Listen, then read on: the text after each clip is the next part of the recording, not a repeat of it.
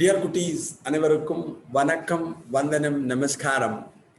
Today I'd like to give a brief idea regarding principle of inheritance and variation. அதாவது மரபு, பாரம்பரியம், வேறுபாடு. இதை பற்றின ஒரு முன்னுரை அளிக்கலாம் என்று இருக்கிறேன். இதெல்லாம் பற்றி உனக்கு சின்ன கிளாஸ்லேயே ஐடியா இருக்கும், இருந்தாலும் அதை பற்றின ஒரு பேசிக் ஐடியா அதை பார்ப்போம். ஒன்றும் நம்ம மெதுவாக கிராஜுவலாக பார்ப்போம், ஒன்றும் கஷ்டம் இல்லை. Actually genetics the study of heredity and inherited variation என்று கூறுவார்கள். Study of heredity and inherited variation, பாரம்பரியம், வேறுபாட்டை பற்றி பயிலக்கூடிய ஒரு அறிவியல் அப்படின்னு சொல்றது, அறிவியல். இதில் நிறைய ஆர்கானிசத்தில் நிறைய எக்ஸ்பெரிமெண்ட் பண்ணியிருக்கா.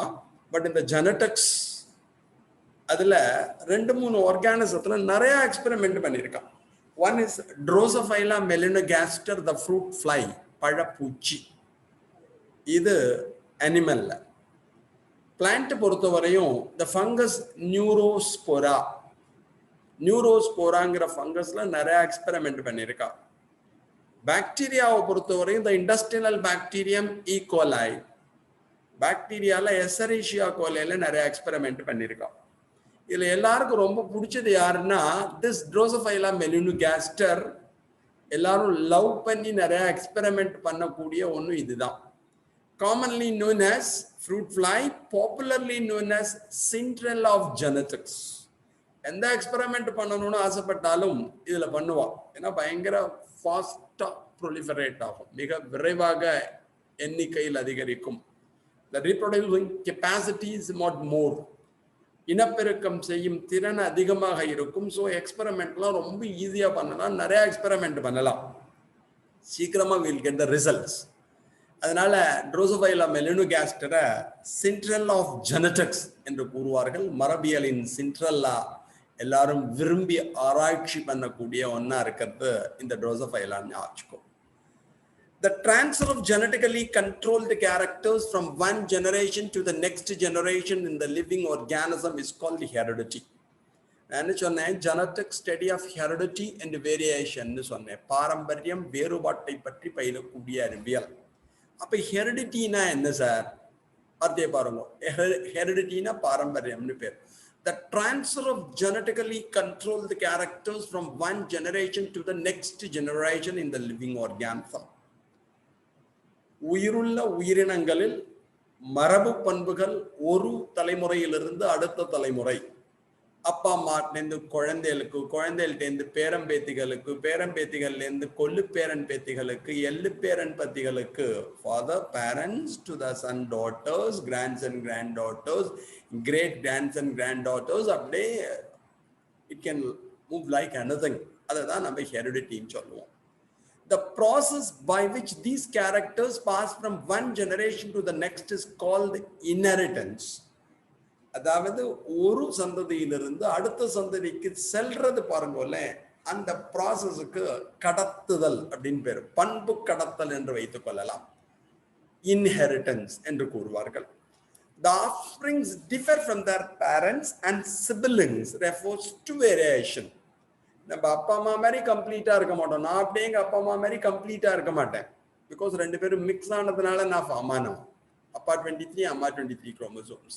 என் குழந்தையில பாக்குறதுக்கு என் ஆம்டையா என் மாதிரி அப்படியே கம்ப்ளீட்டா இருக்காது, எக்ஸாக்ட் ரெப்ளிகாவா இருக்காது. இதுக்கு பேர் வேறுபாடுன்னு பேர். The offsprings differ from their parents and siblings, referred to as variation.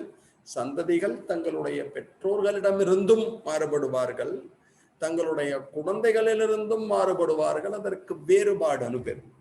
இந்த ஹெரிடிட்டி அண்ட் வேரியேஷன், இதை 2 பத்தி படிக்கிற சயின்ஸை தான் நம்ம என்னன்னு சொன்னோம், ஜெனடிக்ஸ். பாரம்பரியம், வேறுபாடு, இதைத்தான் நாம் மரபியல் என அழைக்கிறோம். இதுல நீ நிறைய தெரிஞ்சது இருந்தாலும் சில டேர்ம்ஸ் தெரிஞ்சுன்னு நம்ம போலான்னு சொல்லிட்டோம். Genome and jeans. ஜெனடிக்ஸ் அப்படின்னாலே ஸ்டடி ஆஃப் ஜீன்ஸ் அப்படின்னு வச்சுக்கலாம் சிம்பிளா. ஸ்டடி ஆஃப் ஹெரிடிட்டி என்ன வேணாலும் வச்சுக்கலாம். பாரம்பரியம், ஜீன்களை பற்றி கற்றறிதல். இந்த ஜீனை பத்தி உங்களுக்கு தெரியும். The term gene coined by ஜொஹான்சன் என்று அழைக்கப்படுகின்ற ஒரு அறிவியல் அறிஞர் தான் ஜீன் என்று அழைக்கப்படுகின்ற ஒரு வார்த்தையை கண்டறிந்தார் என்பது உங்களுக்கு தெரியும். அப்ப ஜீனோம் அப்படிங்கிற term 11th படிச்சிருப்பேன். DNA that resides in a cell is said to be genome. ஒரு செல்லிலே காணப்படுகின்ற டிஎன்ஏவின் அளவினைத்தான் நாம் ஜீனோம் என அழைக்கிறோம். ஜீனோம் உங்களுக்கு தெரியும், பேசிக் ஜீனோம்ங்கிறது வேற, the total DNA content in a cell. ஒரு செல்லில் உள்ள டிஎன்ஏவின் மொத்த அளவுக்கு ஜீனோம்னு பேர். Gene is the basic hereditary unit present in the chromosome. Chromosome நமக்கு தெரியும், நம்மள்ட்ட 46 குரோமோசோம்ஸ் இருக்கா, அவள்கிட்ட தான் ஜீன் உட்கார்ந்துன்னு இருப்பா. Gene chromosome, so genes are located in the chromosomes, or genes are arranged in the chromosome. குரோமோசோம்களில் ஜீன்கள் அமைந்திருக்கும். குரோமோசோம்ல ஒரு இடத்துல உட்கார்ந்துன்னு இருப்பா பாருங்களே, அதுக்கு பேரு லோக்கஸ்னு பேரு. The position of a gene or an allele in a chromosome is said to be locus. தமிழ்ல இருப்பிடம்னு பேர்.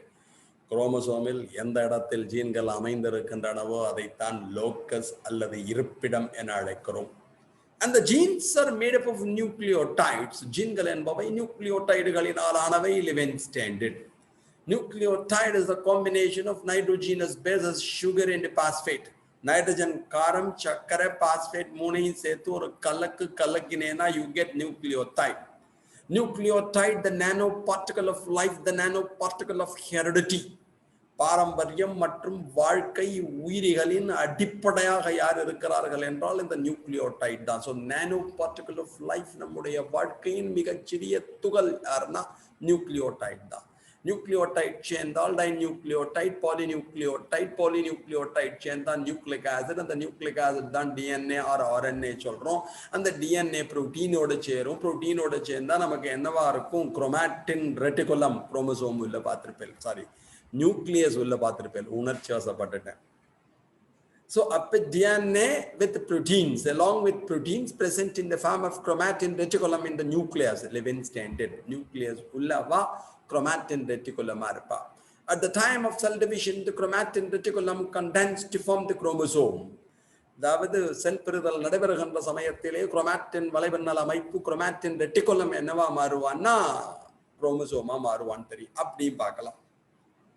In sexual reproduction, each individual obtains half of its genes from its mother and half from its father. பாலினப்பெருக்கம் நடைபெறுகின்ற சமயத்தில் நம்மள்ட்ட 100 gene இருக்குன்னு வச்சுக்கோ. ஒரு எக்ஸாம்பிளுக்கு சொல்றேன். இந்த 100 ஜீன்ல 100 ஜீன்ஸ்ல 50 யார் தருவான்னா அப்பா தருவா, 50 யார் தருவான்னா அம்மா தருவா. நம்மள்ட்ட 46 குரோமோசோம்ஸ் இருக்குன்னா 23 from the paternal side and 23 from the maternal side. So இதெல்லாம் உனக்கு தெரிஞ்சது, அதை அப்படியே ஞாபகம் வச்சுக்கோ. Mendel's law of inheritance. இதை பத்தின ஒரு ஐடியா உனக்கு ஃபர்ஸ்ட் தரப்போறேன். You know Gregor Johann Mendel, the father of genetics. மரபியலின் தந்தை என்று அழைக்கப்படுபவர் Gregor Johann Mendel என்பது உனக்கு தெரியும். அவர் எதுல எக்ஸ்பெரிமெண்ட் பண்ணாருன்னு தெரியும். Mendel experiment material is Pisum sativum, the garden pea plant. தோட்டப்பட்டாணி என்று அழைக்கப்படுகின்ற பட்டாணி தாவரத்திலே எக்ஸ்பெரிமெண்ட் பண்ணார். 1856 to 1863, 7 வருஷம் பண்ணி முடிச்சதுக்கு அப்புறமா ஒரு புஸ்தகத்தை எழுதினார், புக்கை எழுதினார். The book is Experiments in Plant Hybridization. தாவரங்களில் கலப்பினங்களை உருவாக்குதல் அப்படின்னு பேரு தமிழ்ல. ஜெர்மன் சயின்டிபிக் ஜேர்னல்ல 1866 அவர் பப்ளிஷ் பண்ணார். இதான் this Gregor Johann Mendel proposed the laws of inheritance in living organism. உயிரினங்களில் பண்புகள் எவ்வாறு கடத்தப்படுகிறது என்பதை பற்றி இவர்தான் கூறினார். So Mendel's experiment material is Pisum sativum, the garden pea plant. சோதனை தாவரம் garden pea, தோட்டப்பட்டாணி, Pisum sativum.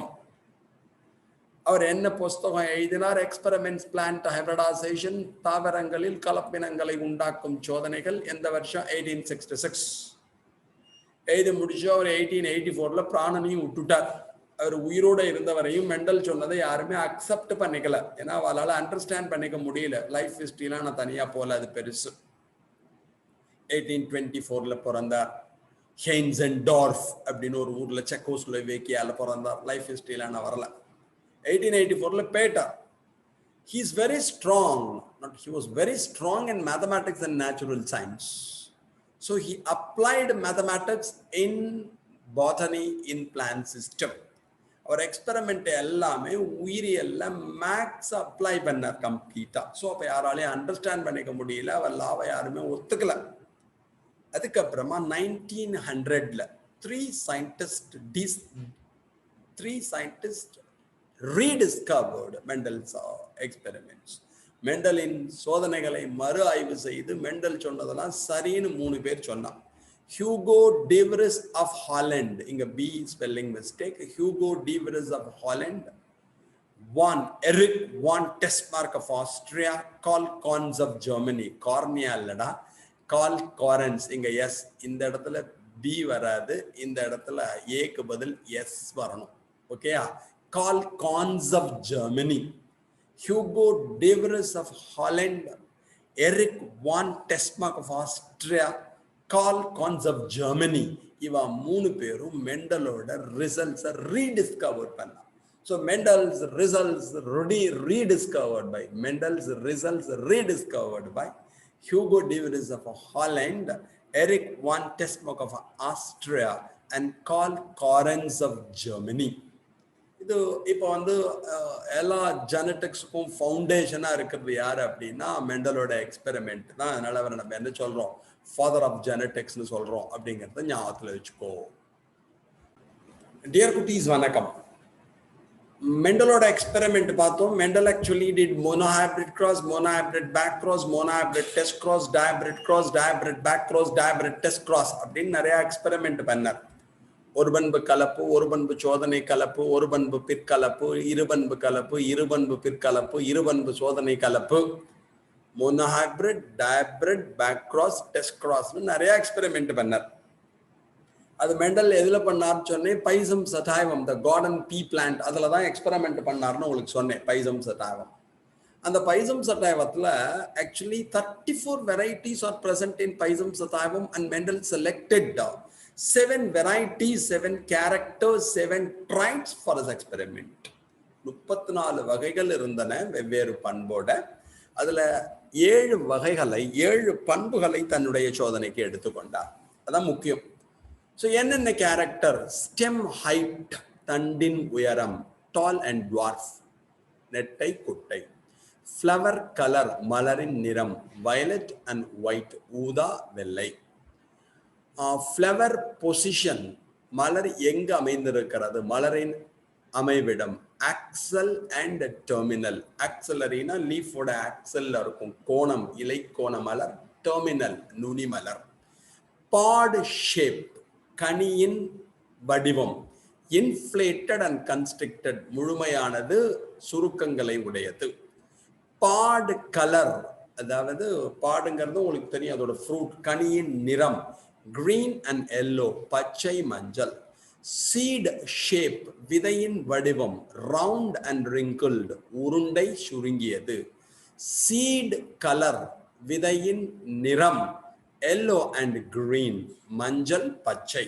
இது மாதிரி he selected 7 varieties for his experiment, or 7 characters for his experiment. So 34 varieties இருந்தது, or நிறைய characters இருந்தது. He selected 7 characters for his experiment. இதுல முதல்ல இருக்கிறது எல்லாம் dominant. First character is said to be the dominant, second character is said to be the recessive. இது ஓங்கு பண்பு சொல்லுவா, இதை ஒடுங்கு பண்புன்னு சொல்லுவா. என்ன அப்புறமா வரேன். ஸோ இதை நீ முக்கியமா ஞாபகம் வச்சுக்கணும். இது அப்புறம் வேற ஒரு டயக்ராம்ல பார்த்தா உனக்கு கிளியரா தெரியுங்க பாருங்க. இப்போ பிளான்ட் எடுத்துட்டு எல்லாம் டால், டுவார்ஃப், நெட்டை குட்டை. ஃப்ளவர் கலர், பர்பிள், ஒயிட், ஊதா வெள்ளை. Flower position, axial and terminal. ஆக்சல்லாம் உங்களுக்கு தெரியும், the angle formed between the petiole and the internode above is said to be axil. The flower present in the axil is said to be axillary. shoot tipல இருந்தா terminal. இலை காம்பிற்கும் கணுவிடை பகுதிக்கும் இடையே உள்ள பகுதிக்கு இலை கோணம்னு பேரு. அதுல இருக்கிறவாளுக்கு பேர் தான் இலை கோண மலர்னு பேரு. இதுக்கு டெர்மினல், நுனி மலர்னு பேர். சீடு ஷேப், ரவுண்ட், ரிங்கிள்டு, விதையின் வடிவம், உருண்டை சுருங்கியது. சீடு கலர், கிரீன், எல்லோ, விதையின் நிறம் பச்சை மஞ்சள். தென் பாட் ஷேப், கனியின் வடிவம், இன்ஃப்ளேட்டட், சற்று பருத்து காணப்படும், கன்ஸ்ட்ரிக்ஷன், இதை போன்ற சுருக்கங்களை பெற்றிருக்கும். பாட் கலர், தட் இஸ் கனியின் நிறம், கிரீன் அண்ட் எல்லோ, பச்சை மஞ்சள். இப்ப சொன்னதுதான் இந்த படமா காமிச்சிருக்கு, வேற எதுவும் இல்லை. அப்புறம் மோனோஹைபிரிட் கிராஸ். இந்த மோனோஹைபிரிட் கிராஸை நம்ம தெரிஞ்சால்தான் எல்லாத்துக்கும் நம்ம போக முடியும். இந்த மோனோஹைபிரிட் கிராஸை பற்றி சொல்ல போகிறேன், எப்படி படிச்சுக்கணும் அப்படிங்கிறதுக்கு. Monohybrid cross means a cross that deals with two alternate forms of a single character. ரெண்டு alternate இல்ல, ஒரு alternate தான் இருக்கணும். A cross that deals with two alternate forms of a single character. அதாவது ஒரு பண்பின் இரண்டு வெளிப்பாடுகளை அடிப்படையாக கொண்டு செய்யப்பட்ட ஒரு கலப்பு. Experiment conducted by Gregor Johann Mendel. சோதனையை செய்தவர் G.J. Mendel. Experiment material is Pisum sativum. சோதனைக்கு எடுத்துக்கொண்ட பண்பு தாவரம் Pisum sativum, the garden pea plant. Character selected for the experiment is height of the stem. சோதனைக்கு எடுத்துக்கொண்ட பண்பு தண்டின் உயரம். So a cross that deals with the two alternate forms of a single character. வரையறை ஒரு பண்பின் இரண்டு வெளிப்பாடுகளை அடிப்படையாக கொண்டு செய்யப்பட்ட ஒரு கலப்பு, அல்லது ஒரு ஜோடி பண்பில் வேறுபடும் தாவரங்களுக்கிடையே செய்யப்படும் கலப்புன்னு சொல்லலாம். A cross made to study the inheritance of single pair of related characterன்னு சொல்லுவா. Experiment material Pisum sativum, the garden pea plant. சோதனைக்கு எடுத்துக்கொண்ட தாவரம் Pisum sativum பட்டாணி. The character selected for the experiment is height of the stem. சோதனைக்கு எடுத்துக்கொண்ட பண்பு தண்டின் உயரம். அது தண்டில் ஹைட் ரொம்ப ஜாஸ்தியா இருந்தா அதுக்கு டால் நெட்டைன்னு பேரு, ஹைட் கம்மியா இருந்தா அதுக்கு டுவார்ஃப் குட்டைன்னு பேரு. Mendel crossed a pure homozygous tall plant with a pure homozygous dwarf plant. Mendel தூய ஹோமோசைகஸ் நெட்டை தாவரத்தை ஹோமோசைகஸ் குட்டை தாவரத்துடன் கலப்பு செய்தார். ஹோமோசைகஸ்னா அவள்கிட்ட இருக்கிற ஜீன் எடுத்துட்டேன்னா சிமிலரா இருக்கும். Capital D small t. இந்த ஆர்கானிசத்துல இருக்க ஜீன் ரெண்டும் ஒரே மாதிரி இருந்தால் அதுக்கு ஹோமோசைகஸ்னு பேர். அந்த ஜீன் மெண்டலுக்கு தெரியாது. Mendel called genes as factor அப்படிங்கிறது ஞாபகம். இவ ரெண்டையும் கிராஸ் பண்றான்னா என்ன அர்த்தம்னா, இதுல இருந்து போலன் கிரைனை தூக்கி இதோட ஸ்டிக்மா மேல போடுவோம். அதானே உனக்கு பாலினேஷன் சொல்றது, ஃபாலோட் பை ஃபர்டிலைசேஷன். இங்கேருந்து மகரந்தத்தை எடுத்து இதோட சூலகத்துக்கு மேல போடுவா. இதுக்கு தான் மகரந்த சேர்க்கை. ஃபாலோட் பை ஃபர்டிலைசேஷன், கருவுறுதல் நடக்கும். The F1 generation produced all tall plants. முதல் தலைமுறையில் தோன்றிய தாவரங்கள் அனைத்தும் நெட்டையாக காணப்பட்டன. அப்ப என்ன ஆகும்னா, இங்கேருந்து கேபிட்டல் டி இந்த செடிக்கு வந்திருக்கும், இங்கேருந்து ஸ்மால் டி இந்த செடிக்கு வந்திருக்கும். That means it receives one gene from the father, another gene from the mother plant-னு வச்சுக்கணும். ஒன்று அப்பா செடியிலேருந்து ஒன்று அம்மா செடியில வந்திருக்கும் நம்ம வச்சுக்கணும். அப்ப இங்கேருந்து ஒரு ஃபேக்டர் வந்திருக்கு, இங்கேருந்து ஒரு ஃபேக்டர் வந்திருக்கு, இங்கேருந்து ஒரு ஜீன் வந்திருக்கு, இங்கேருந்து ஒரு ஜீன் வரப்ப இது ஹெட்டரோசைகஸா இருக்கும். Organism with dissimilar jeans. ஒரே மாதிரி ஜீன் இருந்தால் ஹோமோசைகஸ், வேற வேற மாதிரி ஜீன் இருந்தால் ஹெட்டரோசைகஸ். அப்ப F1ல என்ன வந்து எல்லாமே டாலா இருந்துச்சு. அப்ப டாலுக்கும் டுவார்ஃபுக்கும் கிராஸ் பண்ணப்ப F1ல எல்லாம் டால் வந்துதா. So the character expressed in the F1 generation is said to be the dominant character. The character which is not expressed or suppressed in the F1 generation is said to be the recessive character.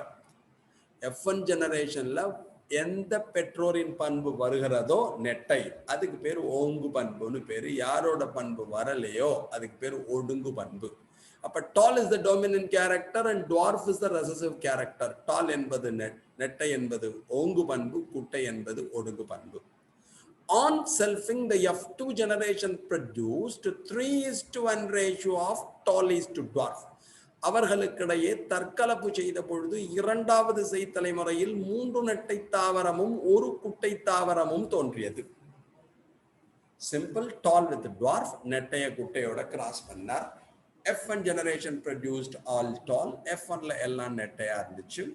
On selfing, the F2 generation produced 3:1 ratio of tall is to dwarf. F1 தற்கலப்பு செய்த போது இரண்டாவது தலைமுறையில 3 நெட்டையும் ஒரு குட்டையும் வந்துச்சு. இதான் அவரோட experiment. நான் ஆரம்பிக்கிறப்ப என்ன சொன்னேன், ஹோமோசைகஸ்னு சொன்னேன். Homozygous tall, homozygous dwarf. Capital D, small d. ஹோமோசைகஸ்னா சிமிலர் ஜீன்ஸ் இருக்கணும். ஹோமோசைகஸ்னா சிமிலர் ஜீன்ஸ் இருக்கணும். F1ல பாருங்க, இங்கேருந்து கேபிட்டல் டி வந்திருக்கும், இங்கேருந்து ஸ்மால் டி வந்திருக்கும். அப்ப இது ஹெட்டரோசைகஸ், டிசிமிலர் ஜீன்ஸ் இருப்பா. அவளுக்கு நடுவுல கிராஸ் பண்றப்ப F2 ஜெனரேஷன்ல ஜெனரலி 3 டால் இருக்கும், ஒரு டுவார்ஃப் இருக்கும். இதை நம்ம ஞான கண்ணால பார்த்தேன்னா capital T 1, capital D small t 2, small t 1. அப்ப இது மூணுமே டால் தான், ஒன்னு டுவார்ஃப். அதோட ஜீன் பிரகாரம் பார்த்தேன்னா 1 ஹோமோசைகஸ் டால், 2 ஹெட்ரோசைகஸ் டால், 1 ஹோமோசைகஸ் டுவார்ஃப். இதுக்கு பேரு ஜீனோடைப்னு பேர். phenotype physical expression of a character. ஒரு பண்பின் புற வெளிப்பாட்டிற்கு phenotype னு பேர். வெறும் கண்ணால பார்க்கறப்ப 3 ஒசரமா இருந்தா 1 குட்டையா இருந்தா this is called phenotype, புறத்தோற்ற விகிதம்.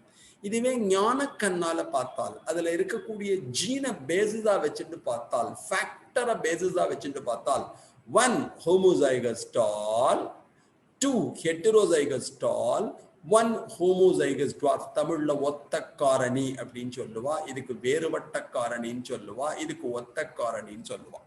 அப்ப phenotypic ratio is 3:1 and genotypic ratio is 1:2:1. புறத்தொற்ற விகிதம் 3:1, ஜீனாக்க விகிதம் 1:2:1. இந்த ஸ்கொயர் போறவங்கள இதுக்கு புன்னட் ஸ்கொயர்னு பேரு. இது கன்ஸ்ட்ரக்ட் பண்ண சயின்டிஸ்டோட பேரு புன்னட்னு பேரு. அதனால இந்த புன்னட் ஸ்கொயர்னு சொல்லுவோம். இதான் நம்ம முக்கியமா தெரிஞ்சுக்கணும்டா. இதுல இந்த F1 F2ன்னு சொன்னேன் பாருங்க, ஃபர்ஸ்ட் ஃபிலியல் ஜெனரேஷன், முதல் செய் தலைமுறை.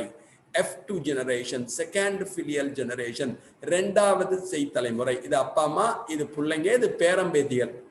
பேரண்ட்ஸ், சன், அப்புறம் சன் வச்சுக்கோங்களேன், இதை டாட்டர் இன் லான்னு வச்சுக்கோங்க. இவாளுக்கெல்லாம் பேரம்பேத்திகள், grand son, grand daughters. First filial generation F1 generation என்ன அர்த்தம்? The generation produced by crossing two pure parental stocks. இரண்டு தூய பெற்றோர்களை கலப்பு செய்வதன் மூலமாக பெறப்படுகின்ற சந்ததிக்கு முதல் செய் தலைமுறை என்று பெயர். The generation produced by crossing two pure parental stocks. இரு தூய பெற்றோர்களை கலப்பு செய்வதன் மூலமாக பெறப்படுகின்ற சந்ததி. What is F2 generation? The generation produced by crossing two F1 hybrids. இரண்டு முதல் செய் தலைமுறை கலப்புயிரிகளை கலப்பு செய்வதன் மூலமாக பெறப்படுவதற்கு F2 தலைமுறை என்ற பெயர். So the generation produced by crossing two F1 hybrids. இரண்டு முதல் செய் தலைமுறை கலப்புயிரியை கலப்பு செய்வதால் பெறப்படுகின்ற தலைமுறைக்கு இரண்டாவது செய் தலைமுறை F2 generation பேர். இதெல்லாம் உனக்கு தெரிஞ்சதுதான், இருந்தாலும் ஞாபகம் வச்சுக்கோ. இவளை சொன்னதுல முக்கியம் 3:1 the phenotypic ratio, 1:2:1 the genotypic ratio. phenotype அப்படின்னா புறத்தோற்ற விகிதம், புறத்தோற்றம்னு சொல்லுவா. genotypeனா அதோட ஜீனாக்க விகிதம்னு சொல்லுவா. அடுத்தது இதுல என்னென்ன டேர்ம்ஸ் எல்லாம் தெரிஞ்சுக்கணும், அது மட்டும் உனக்கு கொடுத்துருக்கேன். உனக்கு தெரிஞ்சதுதான் gene, the basic hereditary unit, பாரம்பரியத்திற்கான அடிப்படை அலகிற்கு ஜீன் என்ற பெயர். Allele, the two contrasting traits or alternate forms of a gene which appears on the same locus. Two contrasting trait, capital T, small t, nettai, kuttai, or alternate forms of a gene which appears on the same locus. ஒரே இருப்பிடத்தில் காணப்படும் ஜீன்களின் மாற்று தோற்றங்கள். தமிழ்ல சொல்றப்ப allele, the altering forms of the gene அப்படின்னு சொல்லுவா. present in the same locus. ஜீன்களின் மாற்றமைப்பு ஒரே இருப்பிடத்தில் காணப்படும் லோக்கஸ். இப்ப capital T tall, small t dwarf, அவ ரெண்டு பேரும் ஒரே லோக்கஸ்ல தான் இருப்பா, குறிப்பிட்ட இருப்பிடத்தில். Trait, any detectable phenotypic property of an organism. Trait அப்படின்னா ஒரு பண்புன்னு வச்சுக்கலாம். ஒரு உயிரினத்தில் காணப்படுகின்ற கண்ணில் தெரிவது போல இருக்கக்கூடிய ஒரு புறத்தோற்றம், அதுக்கு ட்ரைட்னு சொல்லுவாங்க. அட்டோசோம், the body chromosome, நம்ம உடம்புல இருக்க உடல் chromosome. allosome, the sex chromosome, the பால் chromosome என்று அழைப்பார்கள். dominant, the character expressed in the F1 generation, முதல் செய் தலைமுறையில் வெளிப்படுகின்ற பண்பிற்கு ஓங்கு பண்பு என்ற பெயர். recessive, the character which is not expressed or suppressed in the F1 generation, முதல் செய் தலைமுறையில் வெளிப்படாத அல்லது மறைக்கப்படுகின்ற பண்பு. இதை ஈஸியா ஞாபகம். இப்ப நம்ம அப்பா 23 கொடுத்துருக்கா, அம்மா we received 23 from the paternal side and 23 from the maternal side. அப்பா 23 கொடுத்துருக்கா, அம்மா 23 கொடுத்துருக்கா. இப்ப நம்மள்ட்ட அப்பாவோட கேரக்டர் நிறைய இருந்தா father is dominant, அம்மாவோட கேரக்டர் நிறைய இருந்தா mother is dominant. நம்மள்ட்ட அப்பா பண்பு நிறைய இருந்தா father is dominant, அம்மா பண்பு நிறைய இருந்தா அம்மா ஓங்கு பண்பா இருப்பா அப்படின்னு அர்த்தம். Homozygous identical genes are alleles, ஒத்த ஜீன்கள் காணப்படுதல். Heterozygous different alleles, capital D small d, அதுக்கு பேர் homozygous. Capital D small d heterozygous, different alleles இருப்பா. பினோடைப் பிசிக்கல் எக்ஸ்பிரஷன், ஒரு பண்பின் புற வெளிப்பாடு. ஜீனோடைப் த ஜெனடிக் எக்ஸ்பிரஷன், ஒரு பண்பின் ஜீன் வெளிப்பாட்டிற்கு ஜீனோடைப் என்ற பெயர். ஓகேயா குழந்தையெல்லாம், இதுதான் இதை பொறுத்த வரையும் உங்களுக்கு ஆக்சுவலி ஜெனட்டிக்ஸை பொறுத்த வரையும் பேஸ்டா தங்கம். இந்த ஜெனட்டிக்ஸ் பேஸ் தெரிஞ்சால் இதை அடிப்படையாக வச்சுட்டு தான் நம்ம என்ன பண்ணலாம் அப்படின்னு சொன்னால் அதர் திங்ஸ்லாம் இருக்கு பாருங்களே, டயபிரிட் cross, laugh dominance, laugh segregation எல்லாத்தையும் நம்மளால படிக்க முடியும். ஓகேயா, தேங்க்ஸ் அலாட். என்னைக்குமே இந்த பேசிக்ஸை கொஞ்சம் நல்லா தெரிஞ்சுட்டு எல்லாம் நெக்ஸ்ட் கிளாஸ் வரப்ப நம்மளுக்கு அதை கண்டினியூஸாக இருக்கக்கூடிய எல்லாத்தையும் லாஸை பார்ப்போம், விதிகளை படிப்போம். தென் விதிகள் முடிச்சதுக்கு அப்புறமா டெஸ்ட் கிராஸ், பேக் கிராஸ், பிட் கலப்பு, சோதனை கலப்பு அதை பார்ப்போம். தென் டயபிரிட் கிராஸ், இருபண்பு கலப்புலாம் பார்ப்போம். Thanks a lot for hearing. Thank you very much. Thank you. Okay, நான் கேட்டுருப்பேன் நினைக்கிறேன். எல்லாத்தையும் நல்லா படிச்சு வச்சுக்கோங்க. Good night.